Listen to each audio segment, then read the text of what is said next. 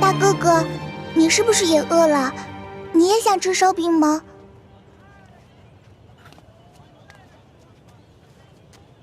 小妹妹，哥哥不饿，是哥哥的妹妹饿了。你能把这张白面烧饼分给哥哥一半吗？等将来，哥哥一定还你10张肉饼。真的，你没骗我。真的，我没骗你。好吧，我相信你。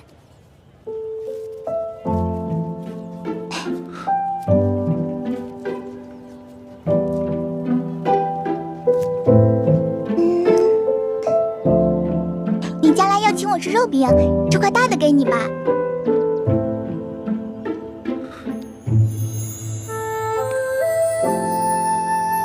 小妹妹，你真好。你能告诉哥哥你叫什么名字吗？我叫喜儿。喜儿，真好听。娘，来当米了。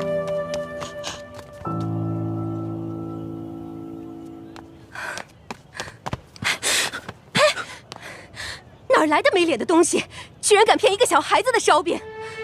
这个烧饼可是我当罗培家的银簪子才换来的，居然被你骗去一半。这个大嫂，我没有骗你，我只是暂时落了难。等我回家有了钱，我一定还给你10张烧饼。还？你骗谁呢？这年头，休说你一个叫花子，就连官府都不讲信用。说好的每人每户1两银子1担米，结果呢？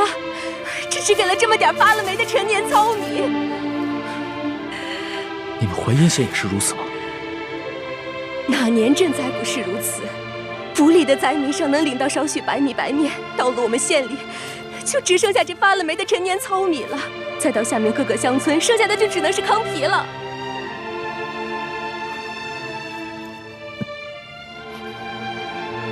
哎呀，喜儿，以后可不能这么傻了。这些人都是骗子，骗你的。喜儿，你一定要相信哥哥，哥哥将来一定会还给你10张肉饼的。我呸！还不快滚！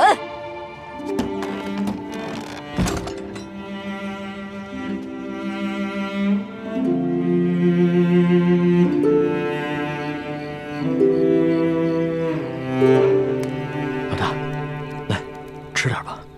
你呢？我已经吃过了，我只讨了1张饼，我吃了一半，另外一半留给你。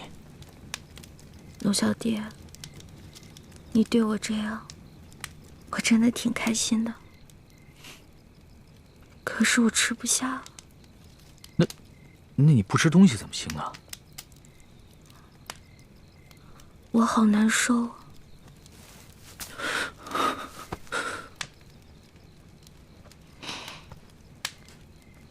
龙小弟，我这个老大可能要先行一步了。别说胡话，咱们2个可是拜过把子的，说好了要难同党，同生共死的，所以为了我，你一定要撑下去。我尽力吧。你知道我最怕什么吗？第一是恶，第二是丑，第3就是死。龙小弟，我也好想陪你回京城。可以的。我还想去收那些你欠我的利息呢。放心吧，人不死，账不烂，你一定好好撑着。要是你不在了，我赖账了怎么办？你不会赖账的，你还会整顿吏治，革除疾病，让老百姓过上好日子。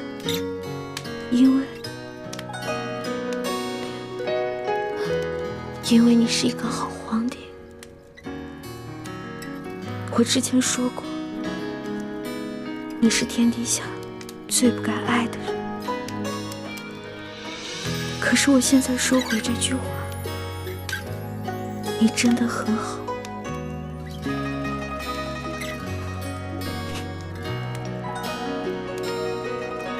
谢谢，谢谢你，老大，谢谢。所以你一定要撑住，一定要撑住，撑住来监督我。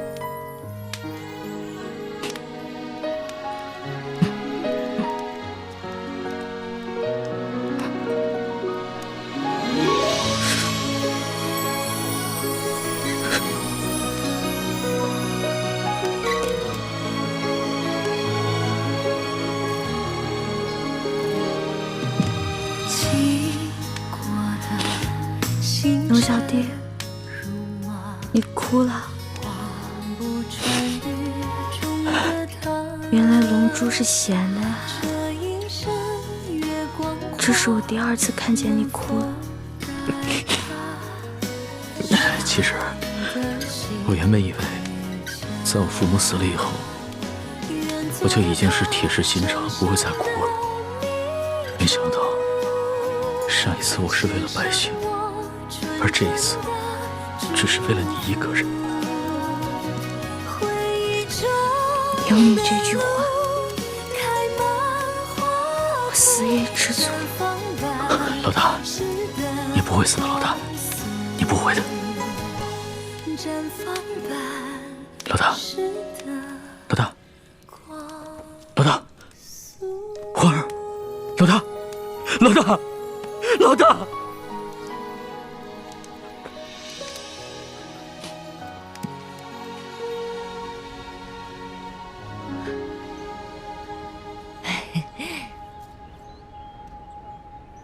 掌柜的，咱们可是说好了啊，这个金镯子我只是暂时抵押在你这儿，你一定要好好保管，改日我一定会赎回来的。放心吧，我是生意人，这药铺开了多少年了，做生意的讲诚信，懂规矩。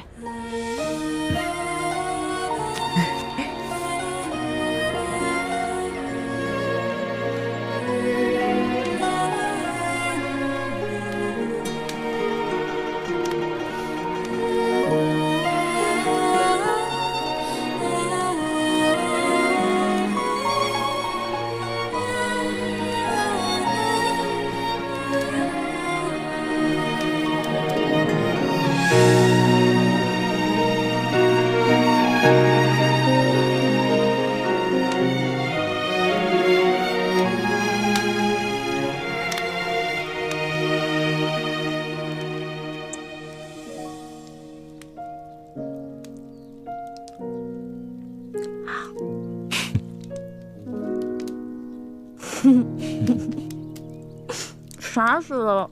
你干嘛一直看着我笑啊？在这种穷乡僻壤的地方，我都快愁死了。我本来也快愁死了，但是看到你伤有好转，我觉得特别开心，就是想笑。你知不知道，这次你整整昏迷了3天，我都快绝望了。本来呢，我都到阎王爷那儿去报道了，结果阎王爷说：“哇，这个小姑娘太能吃了，养不了你，回去吧，回去吧。”我就被遣送回来了，继续祸害你来了。你只是第一次帮我缝了衣服，戳破了手，我可是把太多第一次都给你了。打水、烧火、煎药、收拾屋子、偷人家地瓜，还有帮你清理伤口。我就知道你会说这句不正经的话。不过今天早上我醒来的时候，我看到你没有把我推开，我心里就觉得这一切都值了。龙小爹，你得跟我发誓，这件事情不许告诉任何人。好，我发誓，不告诉别人，替你保密。咱们明天雇辆马车回京城吧。我也想早日回京，你身子受得了吗？我的身子都已经好了。龙小爹，你是条龙，所以你应该回到海里去。我这个只会吹牛的老大根本保护不了你，万一你在外面遇到危险了，那我就算死上1万次，也不足以弥补我的罪过。呸！死什么死？我知道了，我准备一下，明天一早就出发。哎，你就打算穿这件脏兮兮的衣服出去啊？怎么了？不是你说冷的吗？我现在已经不冷了，龙小弟，你好歹是个皇上啊，不能这么不体面。那，你看看你，刚一醒来就开始奚落我了啊？哪有？嗯。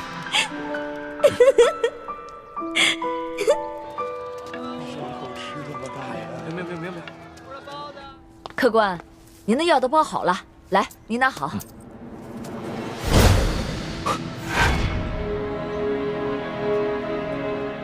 掌柜的，你的金镯子哪来的？这是一个客人递给我的，怎么了？那客人可是一个年轻可爱的姑娘，大约5尺高，胖瘦适中的样子。不是，那是个年轻的后生，脸上嘛脏兮兮的，我也没看出啥模样来。掌柜的，那客人是我一个朋友，这样吧，我先帮他把这个镯子给赎走，再留下20两银子跟一封信。如果他再来抓药的话，麻烦你把银子和地址给他，让他来找我。这，好吧。谢谢。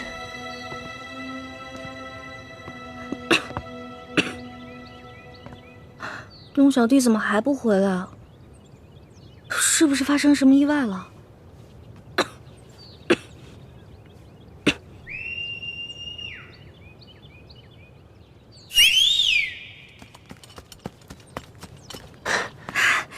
叶哥哥，小师妹，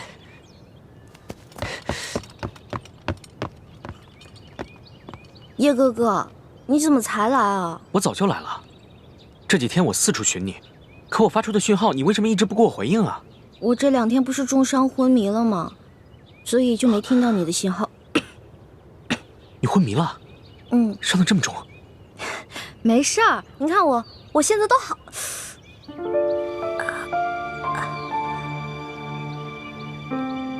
所以这些天，一直都是康熙在照顾你，给你洗伤换药。哦，嗯。好了，外面风大，我们进屋说吧。好，进来吧。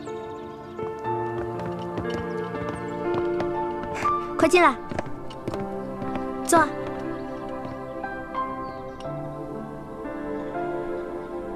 这屋子里怎么就只有1张床？那这些天你和康熙……叶哥哥，你千万别误会，这2天我晕得七死八活的，什么都不知道。康熙是一直在照顾我，但我们什么都没有发生，真的。算了算了，你这次大难不死，已经是不幸中的万幸了。你放心吧，我会替你保密，不会告诉大师兄的。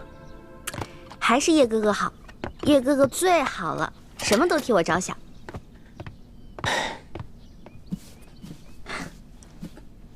喏，给你，这次别再弄丢了。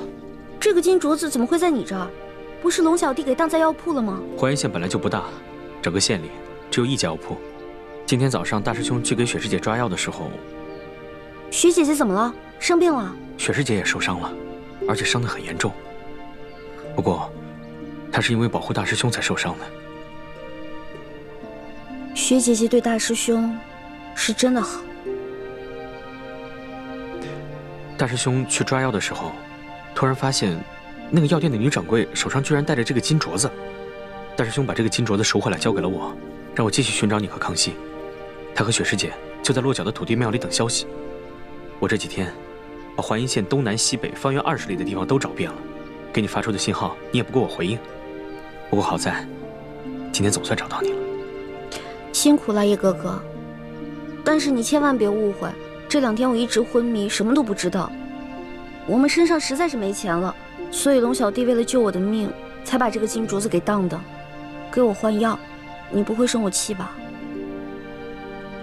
我当然生气了，不过我气的不是你最终把这个金镯子当给了药铺，而是你为什么不早点拿它换钱抓药啊？金镯子比你的命还重要啊！我不是怕我当了以后让你伤心吗？有你这句话，我就很知足了。哎，叶哥哥，天马上就要黑了，你赶紧走吧，不然等龙小弟回来该看见你了。好，那我现在就去告诉大师兄，让他和雪师姐来找你会合。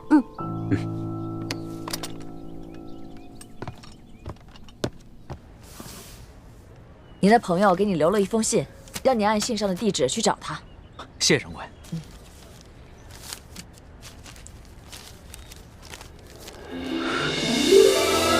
果然是李太医的笔迹，太好了，这下可以顺利回京了。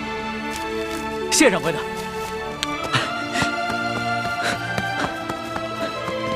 哎，小哥，小哥，我想请问一下，这10里铺的土地庙怎么走啊？前面转个弯就到。不过这土地庙出事儿了。出什么事儿了？就在1炷香前，一大堆官兵过去，说是捉拿什么通缉要犯。我劝你啊，还是别去了。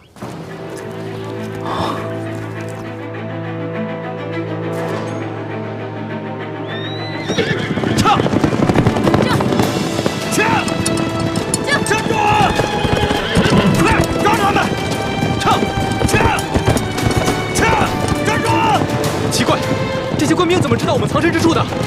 多半是吴三桂的手下追踪到我们的行踪，故意泄露给官府的。小师妹和康熙都在城西海岸港，你们把他们吸引到城东，我去找欢妹他们，然后咱们在城北会合。好，撤！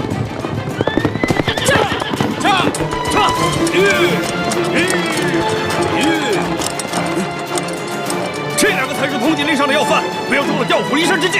追！撤！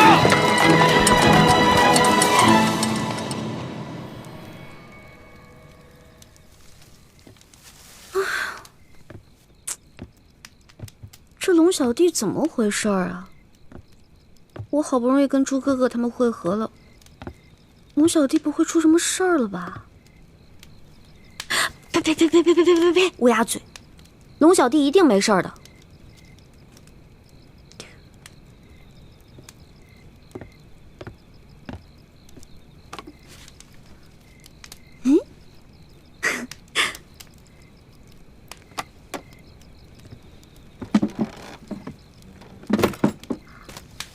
孔明灯哎！哦，我知道了，原来这家是靠做小手工维持生计的，后来逃难了，所以这些东西就放在这儿了。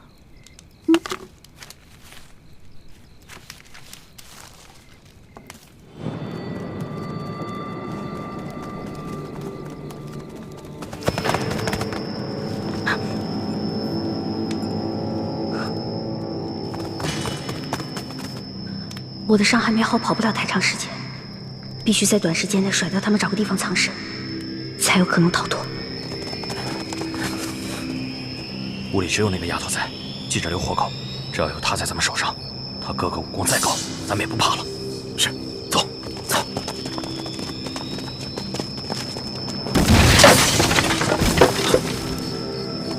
不对，快追！这边，快！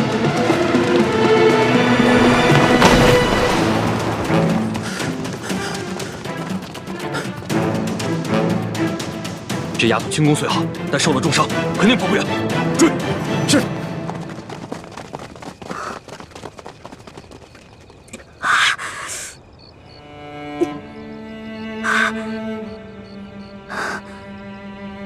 一环，别怕，你一个人逃了，只回了一个李一环。可龙小弟若是活着，就能救天下无数苍生的性命。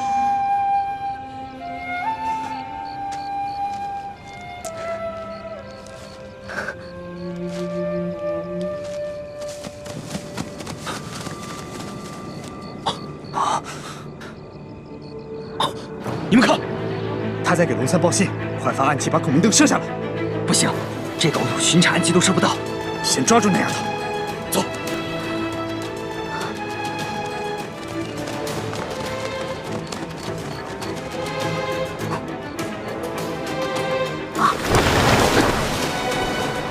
在那呢，追！是。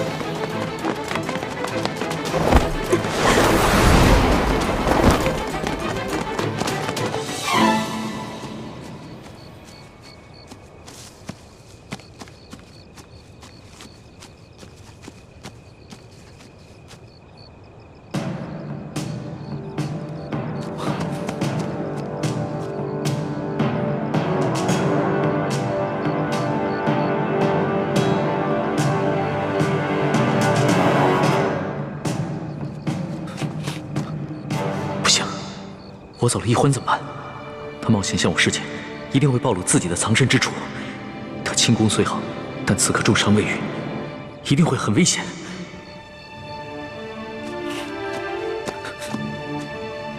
可是我回去也救不了易欢，反而会把自己也搭进去。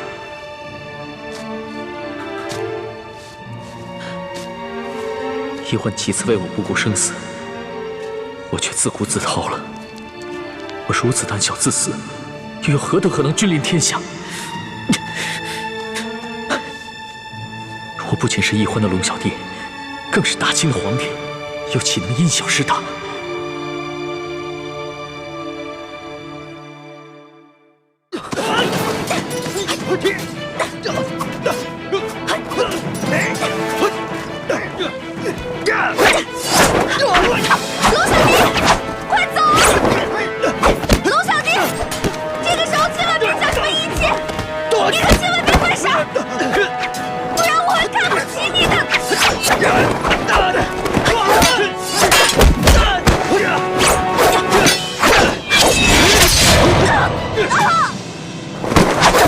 死丫头，轻功那么好，武功却平平。现在我刺伤了你的脚，看你怎么跑！带走。是。起来。龙小弟，你快逃！千万别管我！快逃啊！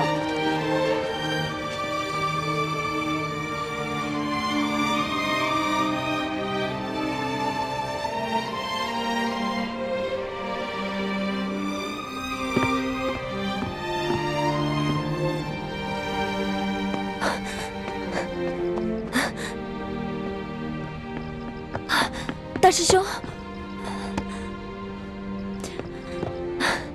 小师妹和康熙呢？看来他们已经离开了。只有一张床。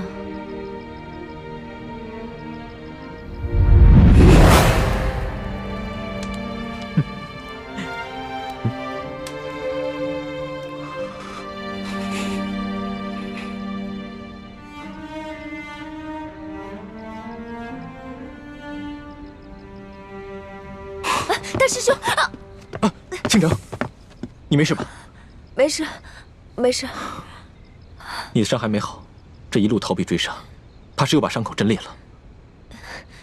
要不你先去找他们吧，找他们要紧。现在这里是安全的，你在这里休息一会儿，我先去找他们。嗯，我行动不便，就不拖累你了。一定要小心一点，如果发生什么意外的话，马上发出信号，我立刻赶回来。你放心，我只是腿受伤了，一般杀手还近不了我的身。好。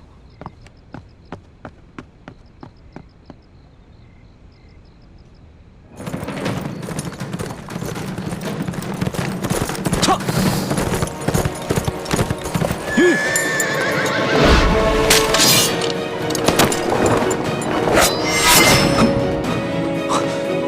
柱子，怎么是你啊？易欢呢？就易欢。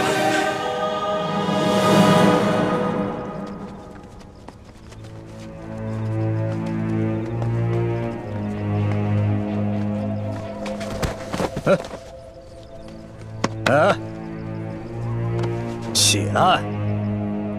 刚才跑得跟飞似的，这会儿装死。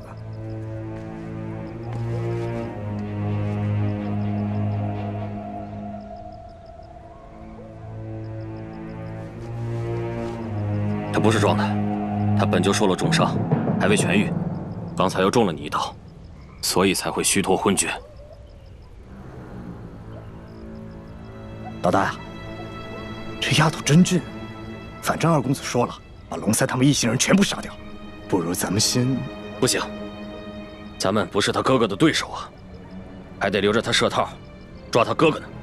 哎呀，咱们只是玩玩嘛，尽量怜香惜玉点，别弄死他就行了。也好，老子也实在忍不住了。拿着刀。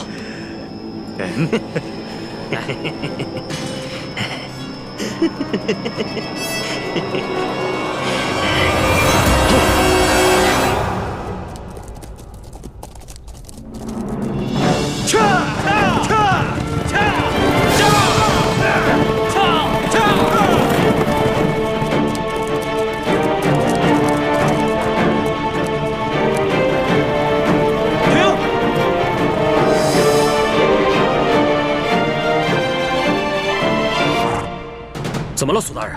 快准备接驾！接驾？皇上在哪儿啊？那个穿补丁衣服的就是皇上。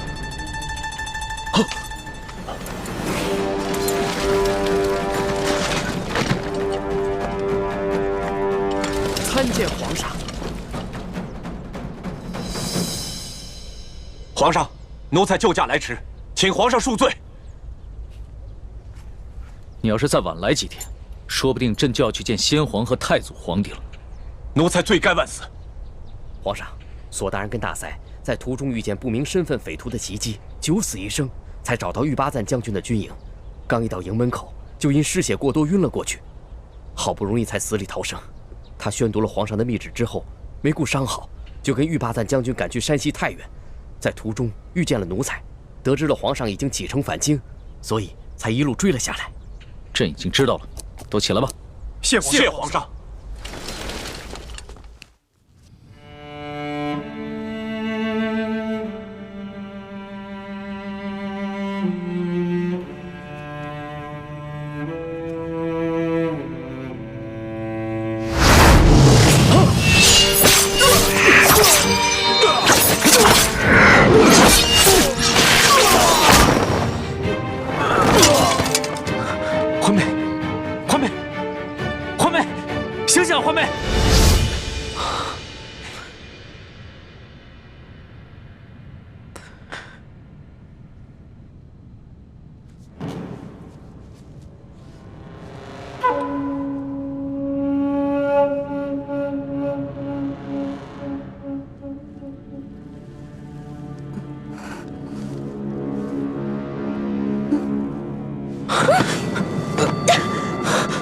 你干什么？你干什么？我滚！小师妹，我走。小师妹，我也是一时冲昏了头，情不自禁。情不自禁？你还有没有一点廉耻心？你明明知道我跟大师兄定了亲，我是未来大明的太子妃啊！你还知道你跟大师兄定了亲，是未来的大明太子妃？那你还跟康熙？你可以和大清的狗皇帝亲热，我亲你一下，就变成了不知廉耻是吧？你怎么能说出如此的话？你走！我不想再看见你了。小师妹，我错了，我错了。那要不我现在带你去找大师兄啊？你是不是一直知道大师兄在哪儿等我们？你为什么不带我过去？你把我抱进山洞，到底想干什么？走！滚！我数3个数，如果你再不走的话，你再不走我就咬死自己。好，我走。3，我走。滚！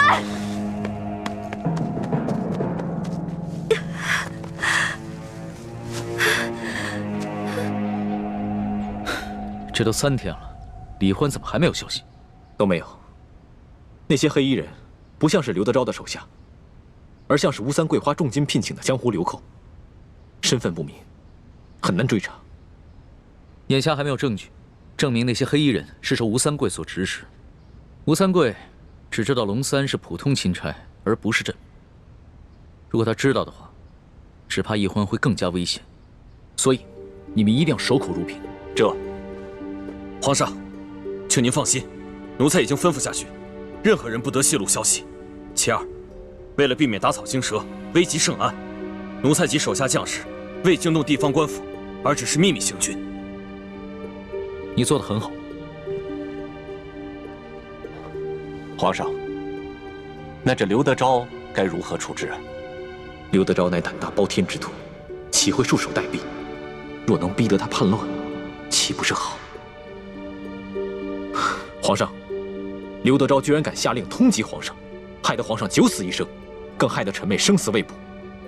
臣恳求皇上立刻下旨，将其处以极刑，灭其九族。这个刘德昭纵然将他挫骨扬灰，也难消朕的心头之恨。臣愿意传旨问罪，捉拿刘德昭，为皇上分忧，为臣妹报仇。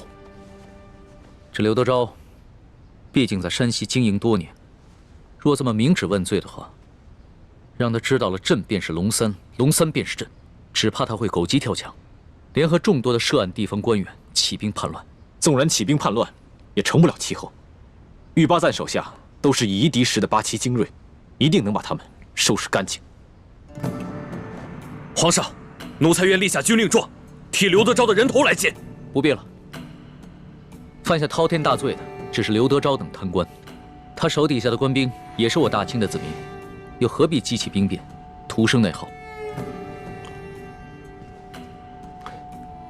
皇上，那您的意思是？刘德昭此时啊，一定知道龙三被玉八赞给接走了，他一定会心虚。如果朕所料不差，他弹劾龙三的折子已经在快马送往京城的路上。待朕回京之后，朕派一个老成持重的官员去接见刘德昭，就说他和龙三互相弹劾的折子，朕都已经看到了，朕不能偏听偏信，要宣他进京，和龙三当面对质。哎呦，哈哈哈！皇上，您这可太英明了。想那刘德昭自是手里面有假圣旨、假玉玺，他必定想侥幸最后一搏，这样，他很可能会老老实实的进京来对质，到时候我们便可不费一兵一卒，让他自投罗网。想不到他经历了如此大病，受了那么多此前从未受过的屈辱，还能如此冷静。若换了我，只怕会亲自率兵去捉拿刘德昭，一块凶夷。又如此强敌，我要光复大明，谈何容易？皇上，既然如此，那就请皇上尽快起驾回京吧。眼下奕欢还生死未卜，朕放心不下。是啊，皇上，世淑姑娘是下落不明，可是您留在这山西，那也没有什么益处啊。建清，你快告诉我，奕欢是不是已经……我不会再也见不到奕欢了吧？叔父放心，奕欢不会有事的。啊？难道你已经有了奕欢的下落了，只是瞒着皇上？虽然没有十足的把握，但是也发现了一个关键的线索，奕欢现在是安全的。那你为什么不赶快把他找回来呀？自从鳌拜在康熙面前点明我们兄妹的真实身份之后，康熙表面上不动声色，其实早就对我们兄妹存下了一份戒心。不过经过这几次我们兄妹出生入死的救护他的戒心应该已经消除了。但若是让奕欢这么轻易地回到他的身边，说不定他反而会误以为这一切不过是我兄妹设计的苦肉计而已。你的顾虑也不是杞人忧天，但你可知，不仅皇上，就连索额图也在暗中怀疑你们了。索额图？难道他发现了我们的什么破绽？破绽倒是没有，只是他这次前去调兵，途中遭遇了几波江湖杀手的突袭，他怀疑是你暗中指使。他眼见皇上宠信你们，而奕欢又为了救护皇上而被黑衣人掳走了，就没敢对皇上说，只是私下里和我提起过。所以我马上把你叫出来，就是想提醒你，一定要当心索额图。多谢叔父提醒，侄儿定当小心行事。好啊，那我就放心了。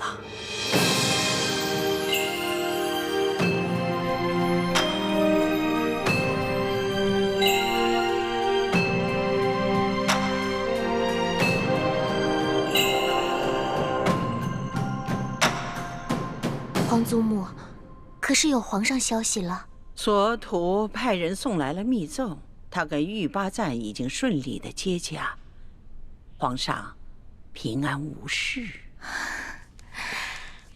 阿弥陀佛，妾身这悬着的一颗心，也总算是放下来了。不过皇上目前不想回京。为何？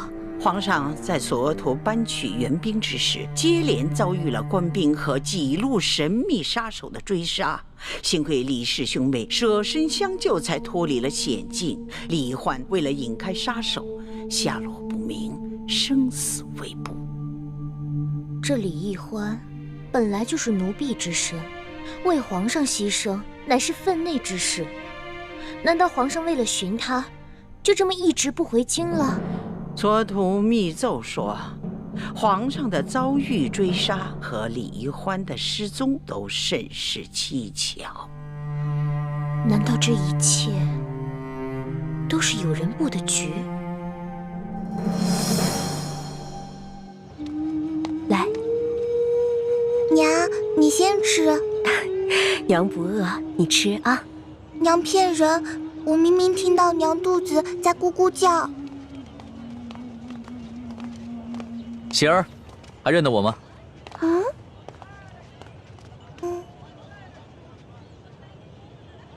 哦，大哥哥是你呀！喜儿，在吃什么呢？我娘煮的野菜糊糊，家里的米面都吃完了，只能吃野菜了。我娘说要再过几天，连野菜都没得吃了。这位公子爷是？我就是那日分走半张白面烧饼的叫花子，这次过来兑现对喜儿的承诺，还你们肉饼。真的，娘，我就说嘛，大哥哥是不会骗我的。哎呦，你看我这眼睛，那日小夫人说话多有得罪，还望公子大人有大量，不要以小夫人一般见识。没事的，大嫂，在这灾荒之年，人人都只能顾自己。这喜儿啊，能把仅有的一张烧饼分我一半，这等大恩，也是让我终身难忘的。来，啊，肉饼，整整10张肉饼，赶紧吃吧。娘，你先吃吧。谢谢公子爷。大嫂，能不能把这碗野菜糊糊给我喝呀？这公子一看就是出身不凡的大富大贵之人，如何喝得这个呀？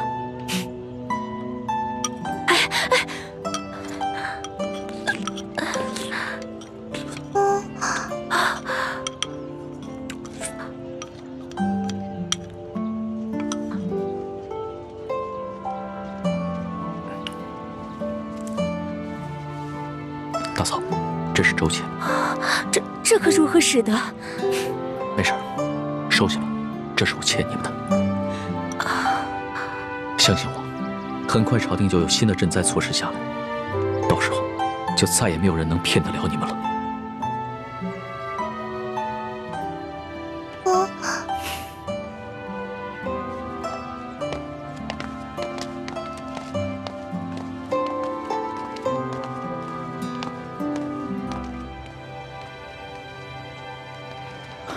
李太医，眼下医患还没有消息，但是我已经决定明日回京，你不会怪我吧？主子言重了，主子乃万圣之尊，不宜久离京城。而且太皇太后已经传来懿旨，催主子回宫了。最重要的是，眼下山西有数十万的灾民急需朝廷的救助，更有看似表面祥和，其实已经危机四伏的朝局，需要我去治理整顿。这也是义婚为何宁可牺牲自己，也要救我的原因。所以，我不能辜负他。主子能以国事为重，是臣妹之幸，更是天下百姓之幸。请主子安心返回京城，寻找营救臣妹之事，就交给臣去做吧。臣正在想办法，通过一些江湖人士，打探那些黑衣杀手的下落，相信很快便会有消息。那一切都拜托你了。其实，在我的心里，你已并非我的臣下，而是我的朋友。易欢更是我唯一的红颜知己。如果他那将是我穷尽终生都无法弥补的遗憾。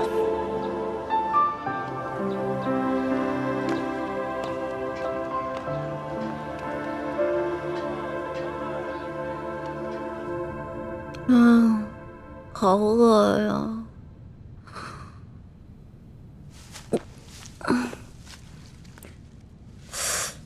伤也好的差不多了，要不然出去找点吃的。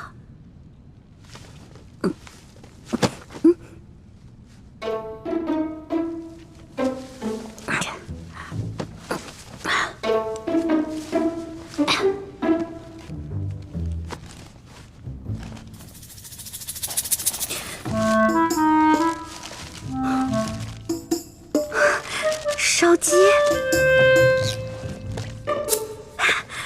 还有酒，进来吧。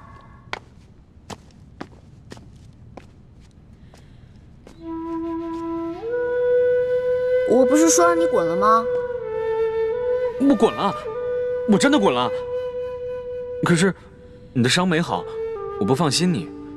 而且我算了一下，我留给你的水啊、干粮还有药，你差不多也应该吃完了，所以我就又回来了。你如果真的关心我，就应该把我的行踪告诉朱哥哥，让他来接我。没脸见他。我前不久做了一个很怪的梦，我梦见有个人跟我开玩笑，我推开他，还让他滚。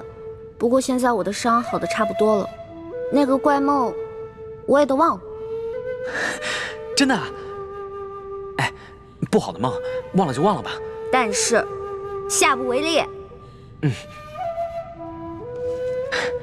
快吃吧。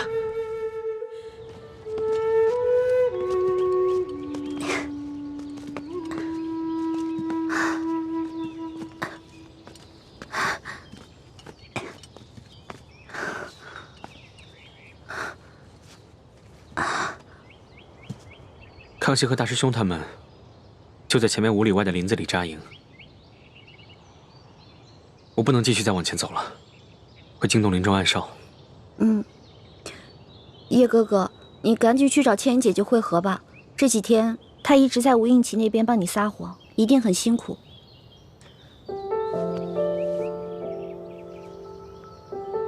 信号弹你拿着，等我走了以后再放。我不想和大师兄碰面。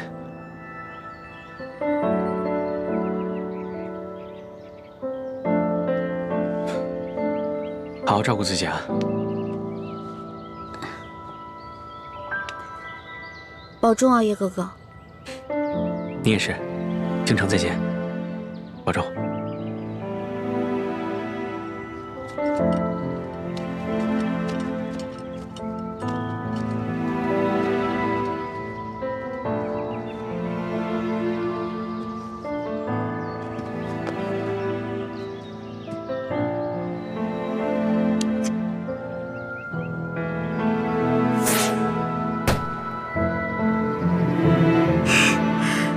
放了这个信号弹，朱哥哥就能看到我了。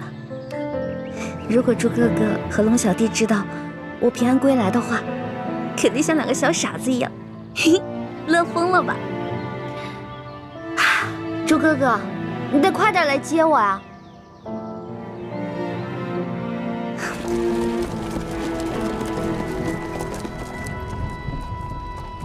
文心，你的伤怎么样了？已经没有大碍了，多谢皇上关心。以前在宫里啊，朕只觉得你温婉博学，知书达理，没想到你还如此有胆有识，屡次不惜性命救朕。就只此一点，整个后宫无人能及你。那叶欢呢？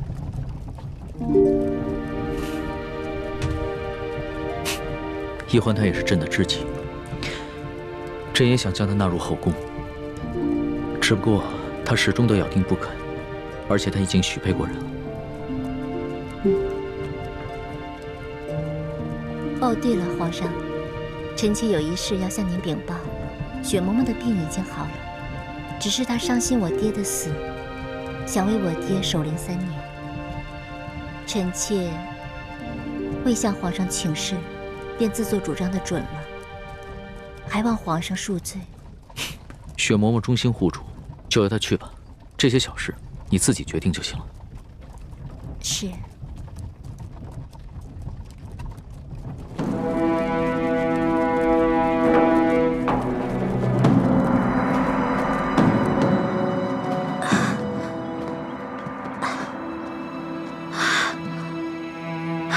朱哥哥。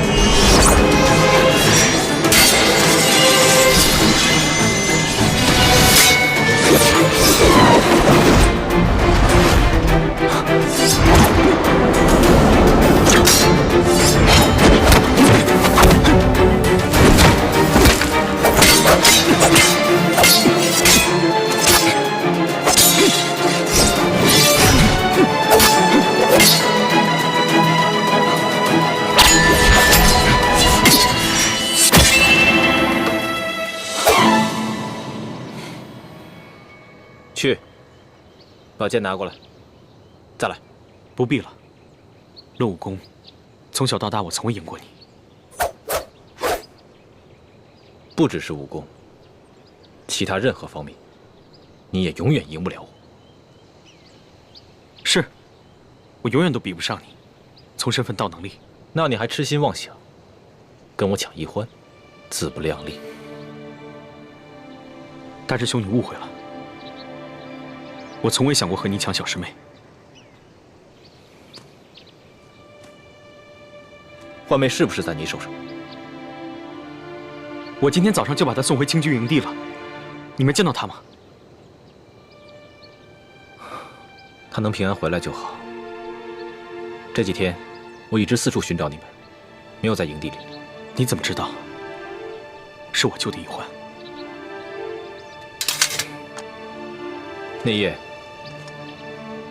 我找到康熙以后，就去追踪那批黑衣人的下落。结果发现，他们全都被人一剑毙命。你的剑法我再了解不过了，就知道是你及时赶到，救下了一欢。可我还是去得晚了一步。小师妹的脚被他们给刺伤了，失血过多，已经昏了过去。我只好找了一个安全的地方给她疗伤。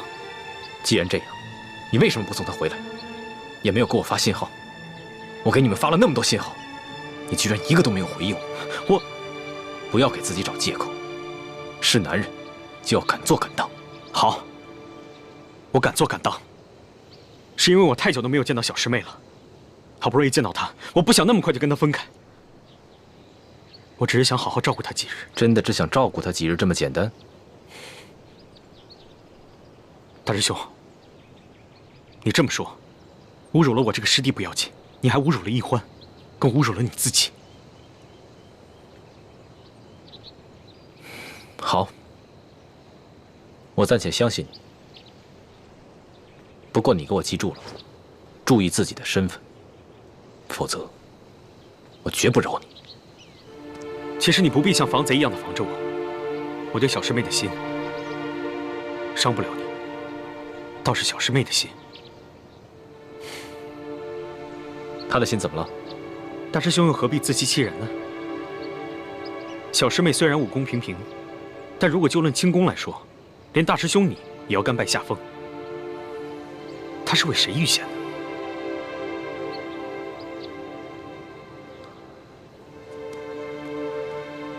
这没什么。我跟倾城也救过康熙，我们都不过是想利用他，颠覆大清朝廷而已。大师兄既然如此说，全当小弟多嘴了。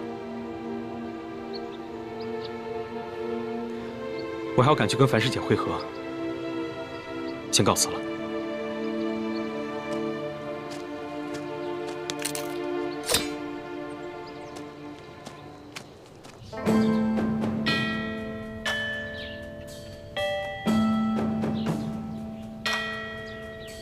皇上离宫月余了，若是没什么意外，也该回宫了。妾身心里也是这般想的，今儿一早很早就醒了，就盼着皇上能早点回宫。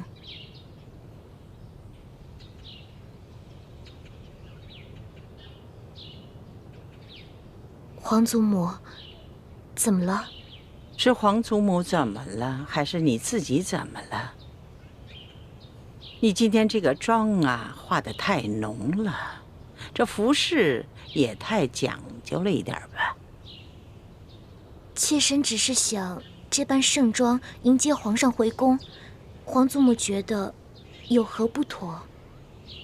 今天你浓妆艳抹，其实呢，是想讨皇上的欢心。哀家明白。但是你没想到啊，皇上在外面历尽磨难不说，那个李易欢，至今还下落不明呢。他心里一定是不安静啊！你这样一来，不是适得其反了吗？皇祖母提醒的是，妾身现在就回去换一身装束。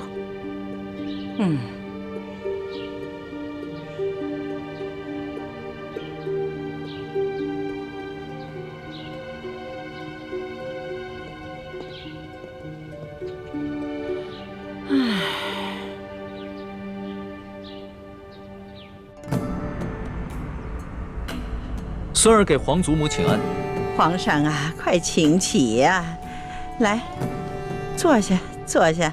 哎，都起来吧。孙儿啊，你这次为府私访收获一定很大呀！嗯，看这个精气神儿，跟以往都不同了。皇祖母，此次出巡确实受益匪浅。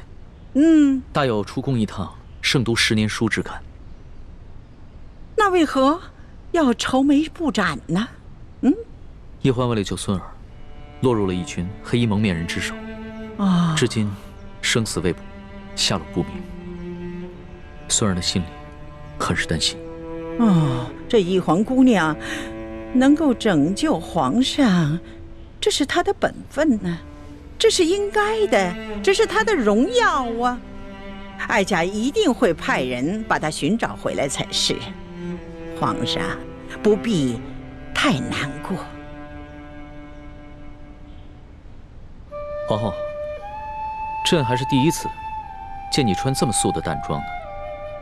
皇上微服查访赈灾，受尽磨难，妾身在宫中理应与皇上同心，与民同忧，自然要穿得素淡一些。皇后有心了。对了，朕还有一件事要与你商量。皇上言重了，无论任何事情，妾身都听凭皇上裁夺。哎，你是这后宫之主，这后宫中的事情，当然要征询一下你的意见。此次丽嫔随朕出巡，几次为了救朕，不惜牺牲自己的性命。她的爹爹舒建也因公殉职，只留下这么一个孤女。所以，朕想升她为丽妃，再追封她爹为2等公，不知你意下如何？丽嫔妹妹温柔贤淑，妾身平常也一直很偏疼她。此次出行又护驾有功，自当嘉奖。皇上升丽嫔为妃，乃是后宫大喜之事，妾身十分赞同皇上的决定。好，那丽嫔升丽妃的典仪就交给你办了。妾身自当用心操持，皇上尽管放心。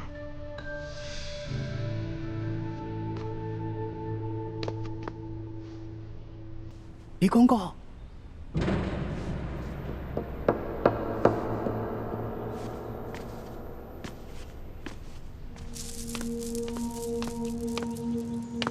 叽叽喳喳的，怎么这么没规矩？什么事？之前皇上不是吩咐过，一旦有世淑姑娘或者李太医的消息，就立刻过来禀报吗？怎么样？可是有易欢的消息了？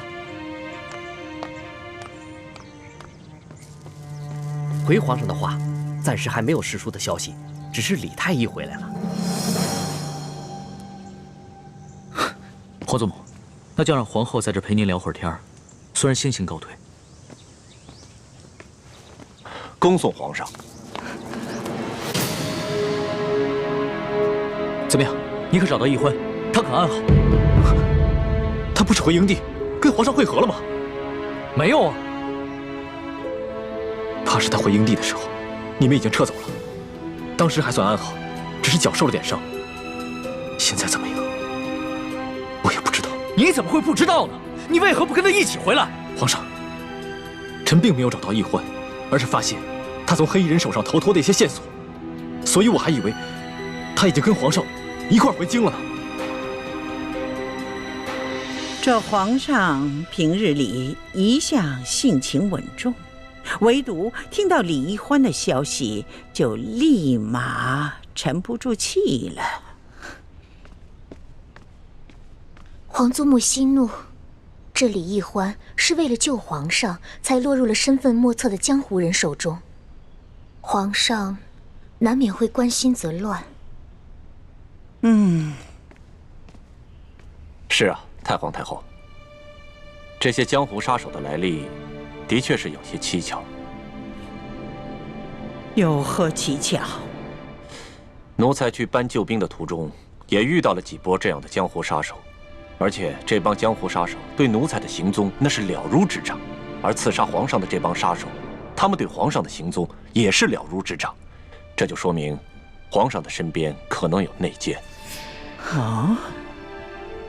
皇上此行所带的30名侍卫，全都是三叔亲自挑选的8旗子弟，那自然不可能是内奸。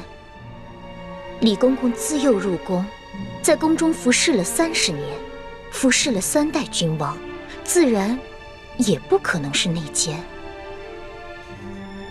难道这内奸是这李氏兄妹？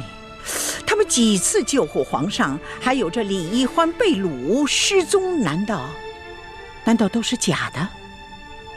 宁愿受这苦肉计？李德福，哎，老奴才，这一次你一直是跟着皇上啊。这索额图调兵之后，你一直是在皇上身边，你有什么发现？回太皇太后，奴才没有发现李氏兄妹有什么异常。至于那些江湖杀手，奴才倒是听皇上说过，好像是平西王的手下。这些杀手跟刺杀书剑、抢走金钥匙的那帮盗匪，似乎是同一拨人。吴三桂，这也有可能。难道这李氏兄妹是吴三桂的人吗？依奴才一路上的观察，没有发现这李氏兄妹跟吴三桂有什么瓜葛。太皇太后，在没有确凿的证据之前，恐怕还不宜妄下论断。奴才所说的这一切，也都是奴才个人的一个猜测，还请太皇太后把这些话都放在自己的心里，千万不要对皇上提起来，否则这皇上又要怪奴才在这多嘴了。放心吧，哀家自有分寸。这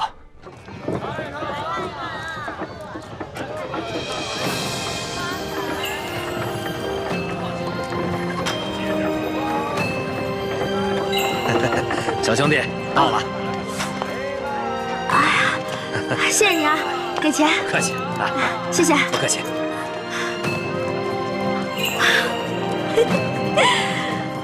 我终于回来了，猪哥哥、龙小弟，你们都想死我了吧？这就是一车稻子，赶紧给我做一桌好吃的，迎接我吧！哎呀！大人，这有刀，抓起来！别动，别动！放开我！别动！那小子跟他是一伙的，抓起来！国父万大明，大明万岁！别动！哎，你们干什么？你们抓错人了！我不认识他，我腿脚不好，我搭车的，我跟他不是一伙儿。那你跑什么呀？我看你抓乱党，我害怕，我就跑了。对，那小兄弟说的没错，他就搭我的顺路车，你们休得冤枉他！啊！你越是着急撇清，爷我心里就越明白。带走！哎，我不是，你给我老实点！还敢说你不是乱党？寻常女子哪会女扮男装、掩人耳目的？给我一起带走！不冤枉！走！哎呀，我自己会走。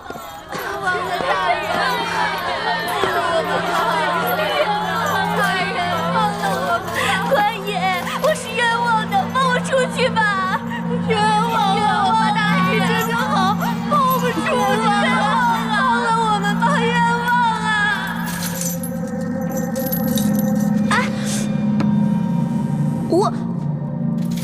我说你们抓错人了嘛！啊，你们真的抓错人了，我不是什么乱党。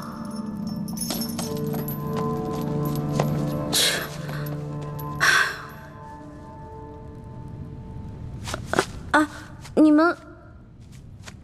你们都是乱党啊？我不是，我家是开馒头店的。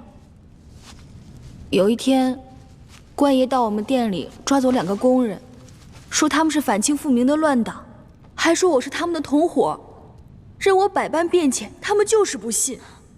我也不是啊，我家邻居出了个乱党，官爷就把我邻居全家还有相邻的几户人家全都抓走了。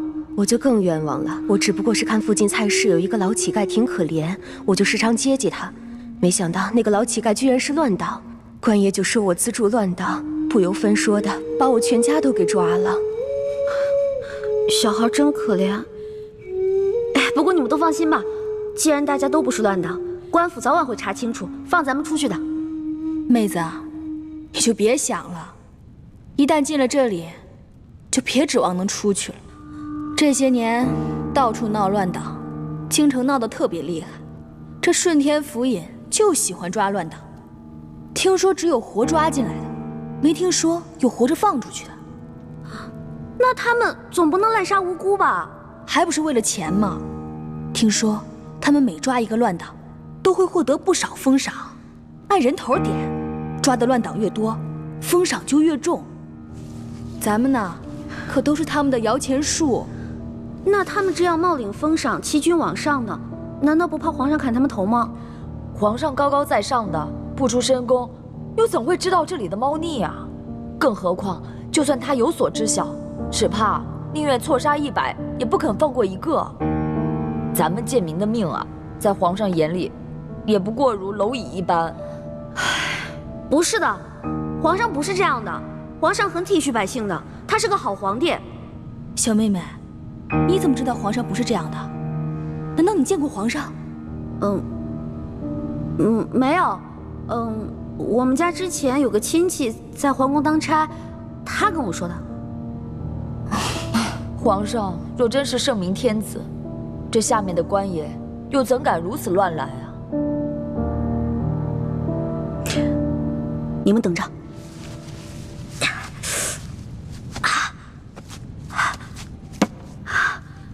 来人！我要举报乱党！来人啊！我要举报乱党！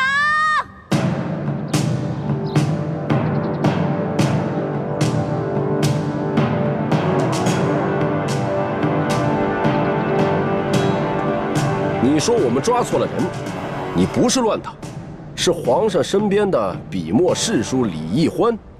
没错，大人，我是为了见大人，所以才骗狱卒说什么我要举报乱党，但根本没什么乱党，我也不是乱党，我是宫里的女官。臭丫头，你当本官是3岁小儿吗？这宫中哪来的笔墨侍书的女官职位？我本来是宫里的答应，笔墨侍书一职是皇上特意为我设置的。皇上特意为你设置了职位？这么说，你很受皇上的宠爱了？那为何皇上不直接封你做娘娘，而先封你做答应，再封你做女官呢？依大清的律例，这宫中的女官是不可能独自出京的。而你却为何会女扮男装，坐着乱党的牛车进京？那车夫本官已经审问明白了，他此次进京的目的，就是为了纠结一帮同党，行刺朝中的要员。不是，误会了。我这1个多月前跟皇上去山西微服私访，结果这途中啊遇到了歹徒抢劫，我跟皇上就走散了。你们听听，难怪这臭丫头敢加入乱党，原来是一个无知无畏的疯丫头。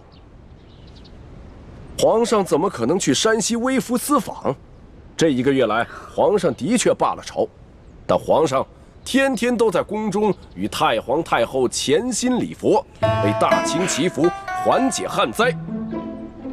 你这谎撒的也太匪夷所思了吧？不是，这皇上是怕自己泄露了行踪，才托辞说什么罢朝礼佛的。你要不信的话，你可以去问皇上呀。你以为本官和你一样疯了吗？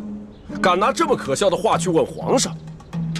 再说了，你以为皇上是想见就能见的？这1年之中，本官也不过是在上朝之时，远远的瞧上皇上一眼罢了。可我说的都是真的呀！够了，本官可没工夫听你在这慢慢的编故事讲笑话。快说，你究竟姓甚名谁，家住何处？为什么要加入乱党？在这京城之中，还有哪些人是你的同伙？我叫李义欢，但我真的不是乱党。要不然你去问问那个索额图索大人，他知道。索大人可是皇上跟前的第1红人，本官岂会为了你一个疯丫头去找索大人讨骂？那你去问问那个太院的李建清，李太医，他是我哥哥。你这故事越编越离奇了，感情满朝的要员和你都是非亲即故，越是如此信口雌黄、东拉西扯，本官就越相信你就是图谋不轨的乱党。来啊，把他押入刑房，本官要亲自审审他。大人，冤枉啊！我真的不是。不招，招不招？不招，不招，招不招？不招是吧？不招是吧？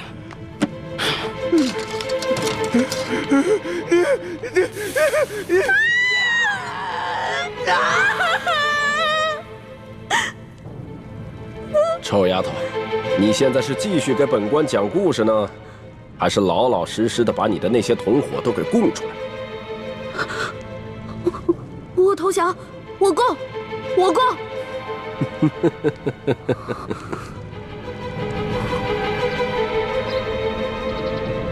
本官看你和寻常女子不同，有些胆识，想来在乱党中的地位一定不低，你供出来的同伙一定很有价值。大人英明，虽然我同伙不多，但是他们的地位都很高，他们都潜伏在紫禁城里，伺机刺杀皇上。哦，这可是大案呐！你的同伙叫什么名字？我同伙，我只知道他有个代号叫龙三，我跟他有一套特殊的接头暗号。如果大人您需要的话，我可以引蛇出洞，将功赎罪。好，快说快说。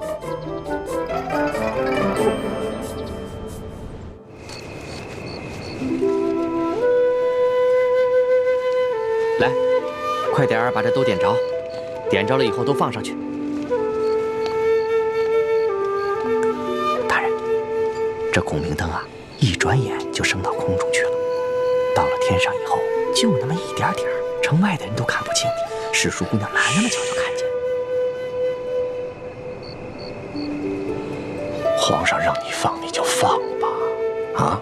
其实史淑姑娘能不能看见孔明灯并不重要，只要皇上心里有个寄托就行了。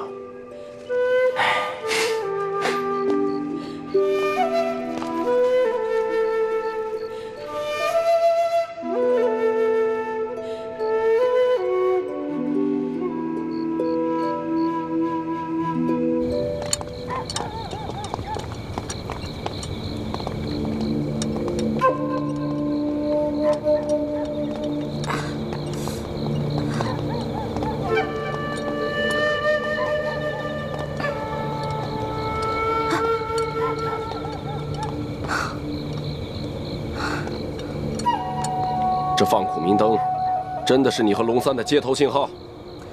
真的，这个龙三嘛，他在宫里潜伏着，所以他不可能时时刻刻盯着夜空看。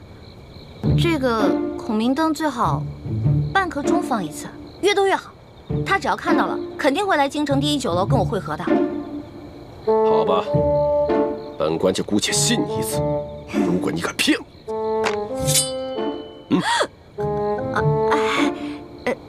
大人，咱有话好好说，能别这样吗？我长得这么如花似玉的，我怎么敢骗你呢？我还不想让大人砍我脑袋呢，是吧？放。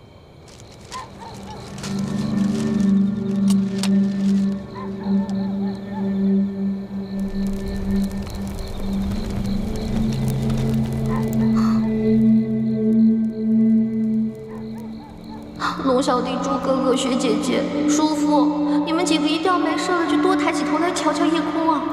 大慈大悲救苦救难的观世音菩萨，求你一定要保佑他们，至少有一个人能瞧见我这孔明灯了，拜托了。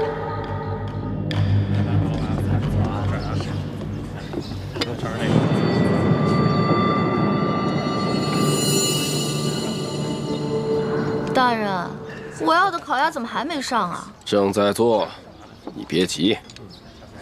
你的同伙龙三怎么还没有来啊？正在来，您别急。臭丫头，今天已经是第3天了。本官按你说的，在紫禁城东西南北几个门已经放了有3天的孔明灯了。要是你的同伙还不出现，那你就一定是在戏弄本官。本官一定会砍了你的头的。大人您别急嘛，龙三肯定会来的。大人，您想啊，这龙三潜入宫中当奸细，那他行事肯定十分小心啊。您想引蛇出洞，对不对？那就得有点耐心呐。龙小弟、朱哥哥、薛姐姐、叔父，难道你们这3天都没有瞧见我放的孔明灯吗？你们要是再不来救我，我可就要被砍头了。客官，您的菜来了。客官，您的酒放这儿慢用。酒楼里的小二怎么都这么脸生呢？我们以前潜伏在这里的那2个探子呢？难道都换人了？烤鸭来了。2位，您的烤鸭。2位慢用。糟了，这个也不是我们的人。那我们安插的那2个人呢？难道今天全都轮班休息？你要的烤鸭已经到了。管他呢，先好好解解馋再说。万一真没办法送出消息，被这顺天福音砍了头，也不会是个饿死的。如果你将这只烤鸭吃完了，你的同伙还没来，那我就要将你这个小丫头给宰了，做一个烤全鸭吃。您放心吧，大人，他肯定会来的。您看，我吃这烤鸭是不是得配点酒啊？要不然您给我上一壶杏花春。你的名堂怎么这么多？不是名堂多呀。你想啊，你要是抓住了这个行刺皇上的反党，这得多大功啊！您赐我几口酒怎么了？没准我喝完酒，哎，那个龙三就来了呢。就先让你继续摆谱。若是龙三不到，小二，哎，再来一壶杏花春。好嘞。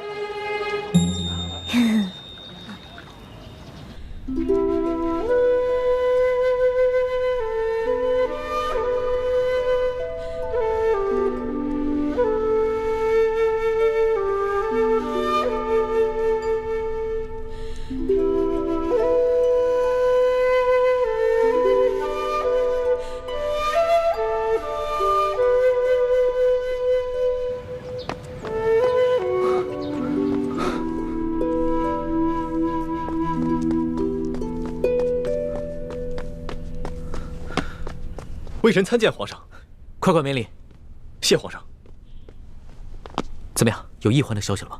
奕欢的脚受了伤，我派人带着皇上画的画像，在山西进京的必经之路上打听，所有的饭铺、酒楼、旅店、客栈都打听了，终于打听到，奕欢一个人女扮男装，拄着拐杖，在往京城的方向赶路。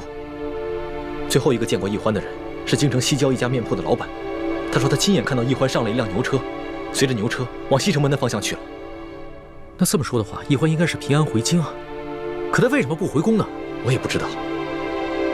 按理说，这么远的路都平安回来了，这已经到京城了，应该不会出现什么意外。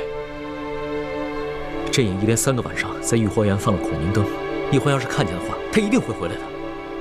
这只能说明奕欢出事了。会不会是反清联盟的人把他给绑了？不可能。怎么不可能？这反党在朝中一定会有奸细。若是知道了奕欢和朕的关系，那难保不会打奕欢的主意啊！皇上，臣听说那些反党虽然处处跟朝廷作对，妄图恢复朱明王朝，但是却从来不敢绑架妇孺幼童的勾当。那要不是反党的话，那又会是谁呢？这吴三桂和刘德昭的爪子再长，也不会伸到天子脚底下来啊！再说了，奕欢就算脚上有伤，那他也是有一些功夫的，寻常的地痞流氓根本就拿他没办法。到底落在了谁的手里？微臣也觉得此事有点蹊跷。眼下，只能多安排人在四处打探了。你一定不能大张旗鼓，必须暗中查访，要不然的话，一环就更危险了。微臣明白。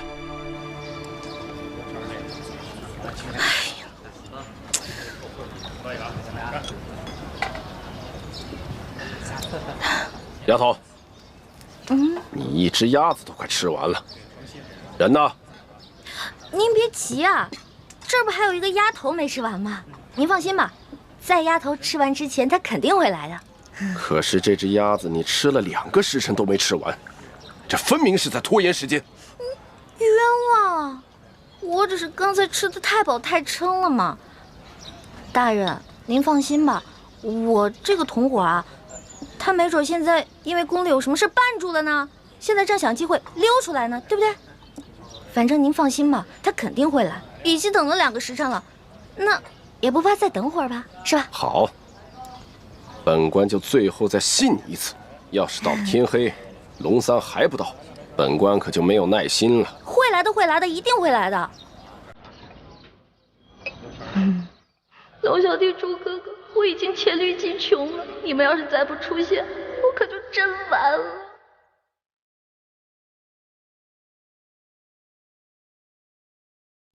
臭丫头，这天已经黑了，龙三还没有来，这下你还有什么可说的？这不刚吃完一个鸭头吗？我估计还有1炷香的时间，龙三肯定就到了。够了，臭丫头，你好大的胆子，连本官也敢戏弄！没有啊，我怎么敢戏弄您呢？我真的有个同伙叫龙三，潜伏在宫中。大人，大人，那个车夫终于招了。根据他的招供，卑职把另几个潜伏在京城的乱党一网打尽。但那个车夫说，这个乘坐他牛车的小丫头只是顺路搭车，不是他的同党。哦，当真？卑职问过另外几个乱党，他们都说这个小丫头不是他们的人。你看，你看。原来你果然在戏弄本官。大人，明明一开始我就说我不是乱党嘛，您说的呀，要打要杀的，所以我才胡乱招供的。可你一开始也没说实话，而且还敢冒充皇上身边的女官，那不是被吓糊涂了吗？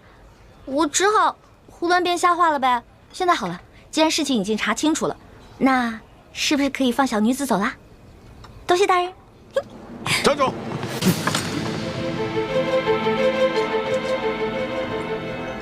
如果你没有戏弄本官，本官或许还可以放了你。可现在嘛，就算你不是乱党，多半也是江湖骗子。来人，给我带走！明日连同那批乱党一起问斩。冤枉了！哎。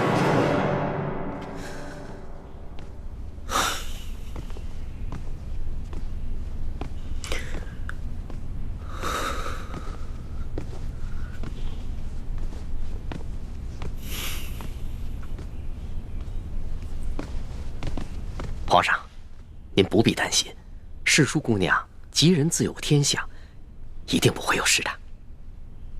可是朕的眼皮跳个不停，心里也有些发慌。朕总觉得一环好像遇到了什么危险。皇上，您这是关心则乱了。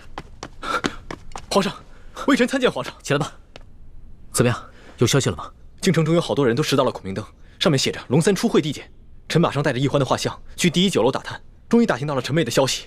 原来他被顺天府尹甘国泰误当反党给抓了，现在已经押往刑场要问斩了。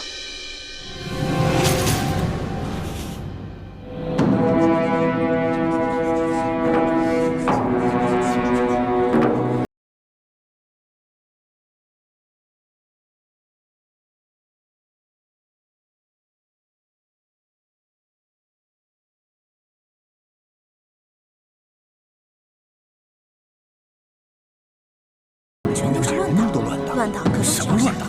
这呀，10有8九是被冤枉的。真正的乱党就那么几个。哎，我听说啊，朝廷重惩捕获乱党的官员，每抓一个乱党都有刑责，抓多了就官儿惩罚。原来如此，这辈子最对不起的人就是你了。从小你对我那么好，可我就知道欺负你。这下好了，以后再也没人欺负你了。你都不知道我怎么着就死了，我死了以后你千万别难过。你找一个嫂子，好好对她。我会在阴间祝福你们的。臭丫头，你嘀嘀咕咕说什么呢？还想耍什么把戏？大人，我真的没耍把戏，我之前真的没骗您。其实我说的那个同党根本不是我的同党，他是我的结拜兄弟龙三。我们俩结拜的时候说好了，虽然不能同年同月同日生，但愿同年同月同日死。可我这都要死了，他连最后一程都不来送我。龙三，我为你受了那么多的苦，我救了你那么多次命，你一次回报都没有。结果我这回京了，还糊里糊涂的把命给弄丢了。而你呢，就知道躲在宫殿里吃香的喝辣的，都不来找我，不来看我。龙三，我诅咒你，以后喝水塞牙，走路摔跤，除非你还清你欠我的所有利息为止。从现在开始，我李一欢跟你断绝结拜关系，以后我们再也不是兄弟了。好了，53刻已到，行刑！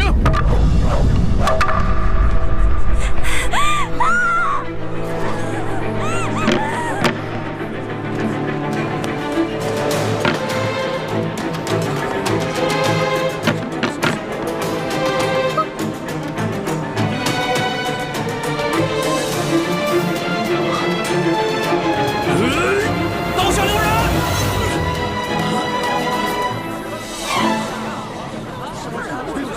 谁在喊刀下留人？龙小弟，老大，真的是你吗？我没在做梦吧？我早就来了。你早就来了。大人，我说的同党就是他。真有同党？没错，这个同党就在你面前，快抓住他！来啊，把这几个闹法场的给我绑了！大胆！我看你们谁敢动手！甘国泰，你这条疯狗，你老养昏花了啊！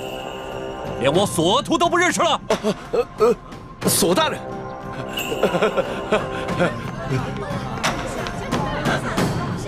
索大人，您怎么来了？我怎么来了？睁开你的狗眼，好好看看，还有谁来了？大人，您这招引蛇出洞，没把蛇引出来，没想到倒引来个真龙天子。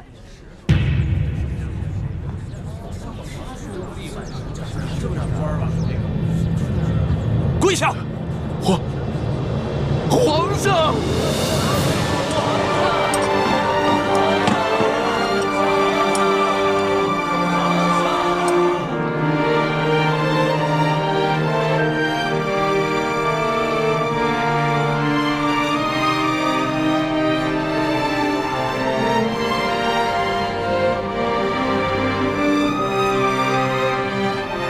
各位臣民，各位百姓，朕接到密奏说，顺天府尹甘国泰贪赃枉法，为求加官进爵，竟大肆抓捕良民，冒充反党，滥杀无辜。朕现在就下旨，对所有在押的乱党全部重新审理，无罪者当场释放，对过往同类案件也全部重新审查，如系冤案，全部平反，并由朝廷进行抚恤。皇上圣明！皇上圣明！皇上圣明！皇上圣明！今天虽然救下欢梅，还有其他几个联盟的兄弟，却又让康熙收获了民心。顺天府尹甘国泰贪赃枉法，草菅人命，证据俱在。来人啊，摘取他的顶戴花翎，移交刑部审理。这皇上饶命啊！微臣知道错了，皇上饶命啊！走，微臣知道错了，皇上饶命啊！传妹，哥，让朕来。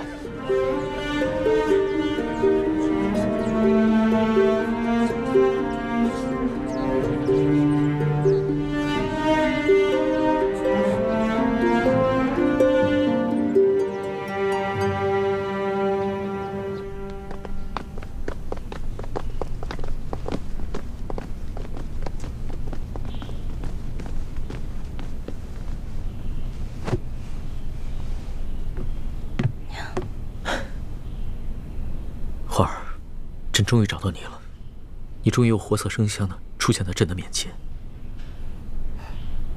皇上，你刚才那么任性张扬的把奴婢抱进来，这要让太皇太后看到了，又该说奴婢魅惑皇上，坏了宫里的规矩了。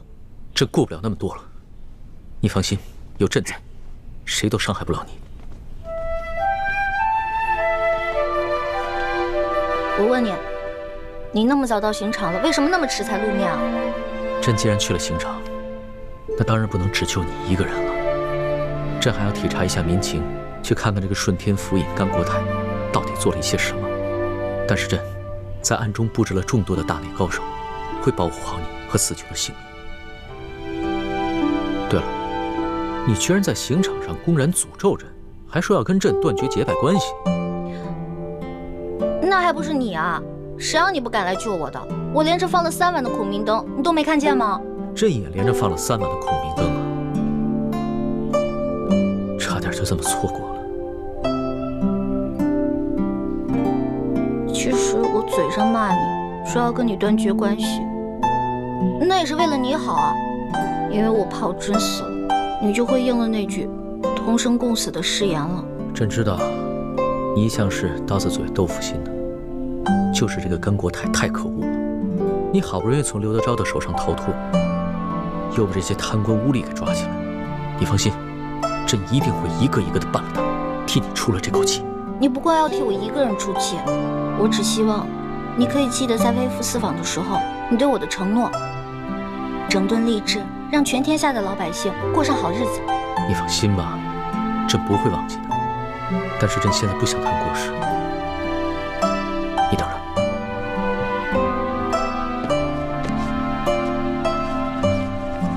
花儿，你看看，这是我。朕的画工怎么样？也就比我高那么一点点吧。朕还以为从此以后只能在画上见到你了。我也以为我永远都见不到你了，龙小弟。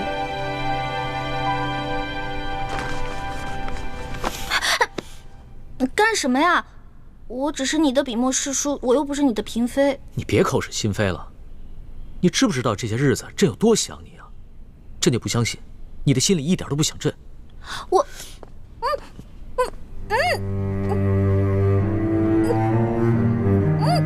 放开我！怎么了？咱们俩又不是没亲过。在山西你重伤的那段时间，都是朕帮你清理伤口的，而且还口对口的为你渡药。别再说了。微臣参见皇上。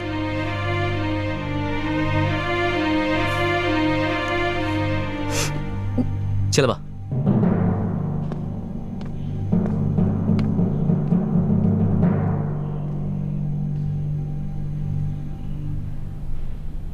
皇上，一环脚受了伤，还是容臣先为他治伤吧。行，你先给他看看脚伤吧。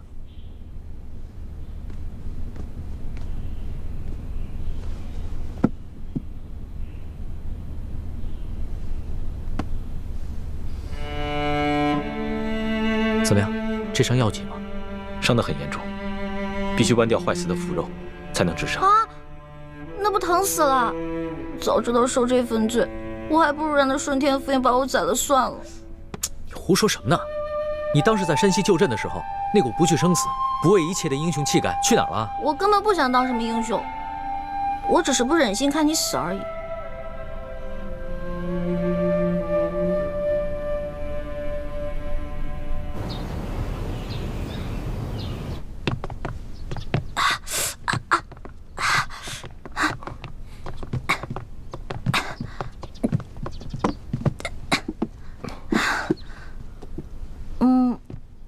行了，我这没什么事儿了，你们先下去吧。是。朱哥哥，朱哥哥，我们节后重逢，你为何看上去那么不开心啊？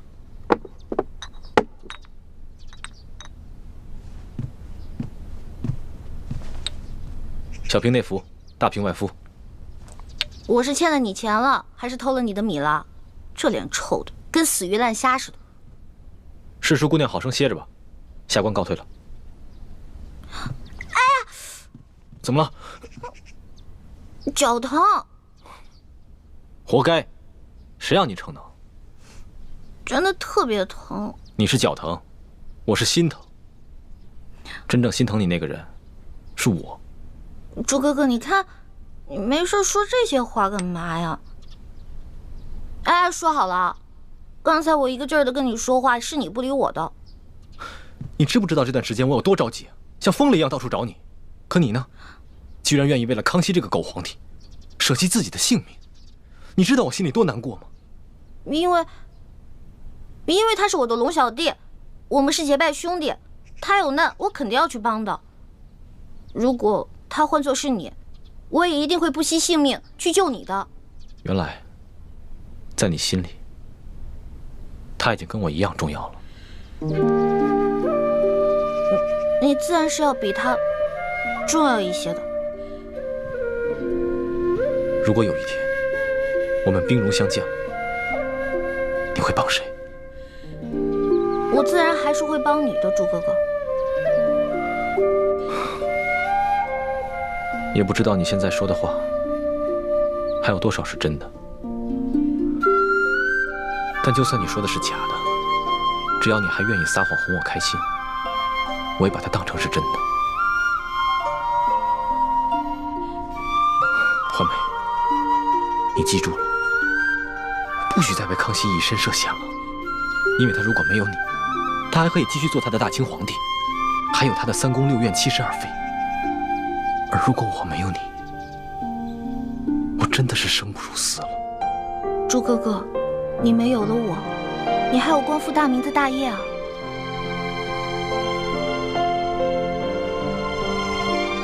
光复大明是我此生最大的责任，可你却是我的命。如果没有你，那我做什么都没有意义了。